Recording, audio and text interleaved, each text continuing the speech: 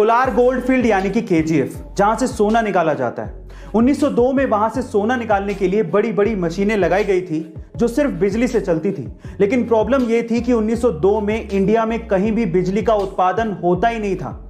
तब पहली बार इंडिया में हाइड्रो पावर प्लांट लगाया गया था जिसका नाम था Kaveri electric power plant.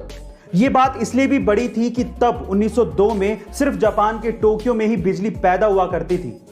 Guys, KGF को सप्लाई करने के लिए जो पावर प्लांट लगाया गया था उससे बिजली इतनी ज्यादा पैदा हुई कि आसपास के शहरों में भी बिजली सप्लाई की गई।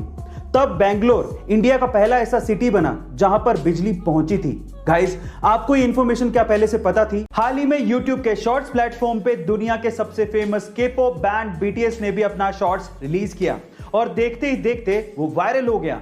अभी तक 52 मिलियन से ज्यादा व्यूज उस पे आ चुके हैं और थोड़े दिन पहले तक तो वो नंबर 1 पे ट्रेंड कर रहा था।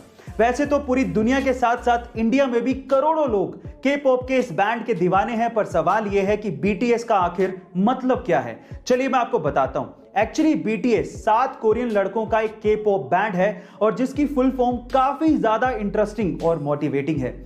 BTS का फुल फॉर्म है बैंगटन सोनिएंडन, जो कि एक कोरियन लाइन है जिसका हिंदी में मतलब है गिरकर फिर से उठना। तो चलिए गाइस, फिर से उठ जाइए और BTS के इस डांसिंग चैलेंज को एक्सेप्ट करिए और अपना पहला डांसिंग शॉर्ट्स बनाइए, because You don't need any permission to dance। अक्सर हमारे समाज में जो गोरा है उसे खूबसूरत मान लिया जाता है और इसी वजह से हमारे देश में फेयरनेस क्रीम्स बहुत ज्यादा बिकती हैं, जो कि गोरा करती हैं या नहीं वो तो नहीं पता, लेकिन हमारे गोरापन पाने की चाहत का फायदा उठाकर वो करोड़ों रुपया कमा जरूर रही हैं, जिसमें उनका साथ दे रही हैं बहुत सारी सेलिब्रिटीज। लेकिन हर सेलिब्रिटी एक जैसी नहीं होती। उन्हीं में से एक है प्रभास, जिन्होंने 18 करोड़ रुपयों का फेयरनेस क्रीम का एक ऑफर ठुकरा दिया, ये कहते हुए कि खूबसूरती का गोरेपन से कोई लेना देना नहीं है। खूबसूरती एक्चुअली इंसान के नेचर से होती है। अगर उसका दिल खूबसूरत है तो उससे कोई फर्क नहीं पड़ता कि वो गोरा है या काला।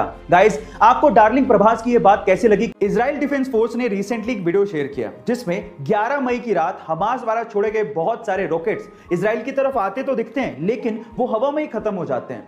ऐसा लगता है जैसे कि कोई रक्षा कवच इजराइल की रक्षा कर रहा हो, लेकिन ये रक्षा कवच एक्चुअली इजराइल ने खुद ने बनाया है, जिसका नाम है आयरन डोम। अब ये कैसे काम करता है समझिए।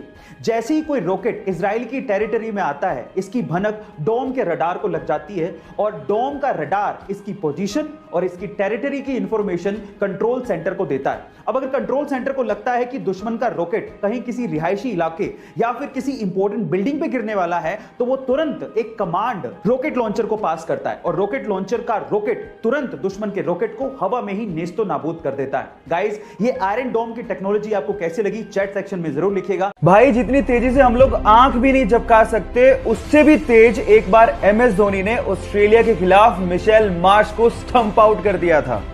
MS धोनी ने मात्र 0.09 सेकंड, ओह माय गॉड, आप सही सुन रहे हैं, 0.09 सेकंड में मिशेल मार्श की स्टंप उड़ा दी थी और ये आज तक का वर्ल्ड रिकॉर्ड है। गाइस, तो सबसे तेज स्टंपिंग का रिकॉर्ड बनाने वाले MS धोनी के लिए, यानी हमारे माही के लिए, एक लाइक तो बनता है।